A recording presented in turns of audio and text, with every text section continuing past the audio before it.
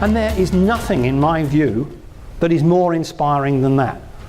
People caring about working together, people building their entire careers on mutual trust to deliver that excellence for patients. And you can start that journey now. Thank you very much for your time.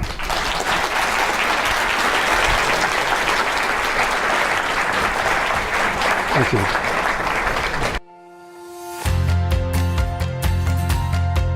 Hi, my name is Colin Foster. I am working with the Irish Management Institute and helping to set up the Leadership Academy with HSE in Ireland. We've just had a very inspirational talk from Chris, who talked about how simple leadership was, breaking it down into its fundamental components. We all got to think about who our great leaders were, who inspired us, and the list that we came up with is actually a list of simple things that anybody can do anytime. And coupled with the evidence that Chris has given us about how proven the results are and how compelling that evidence is, it really sets us up to go out and create the we culture that cares about people, and that's a challenge and it's a task that I think we'll enthusiastically take on.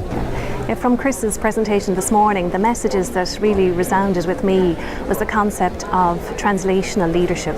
So people being able to translate what the organisation wants and make that connection with staff who are delivering services at the front line, and more importantly with our service users, our patients, families and our local communities. So the point is, if you look at your list and you look at the list that I've just put up, it's pretty much the same list.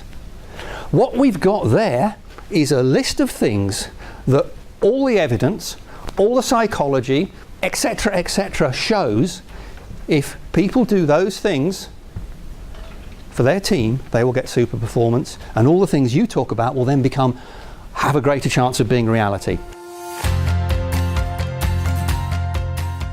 Let's get more. Chris Roebuck is visiting Professor of Transformation and Leadership at Cass Business School, and a familiar face. Chris, good to see you. The point about this is a lesson not just for PR companies, this is a lesson for any organisation anywhere. If somewhere in your organisation you have a small group of people, particularly leaders, who are breaking all the rules of ethics, it will have three effects. One, it will eventually get out into the public domain, which will then, two, potentially destroy your brand, and three, actually then trash the work that everyone else has been doing for many years.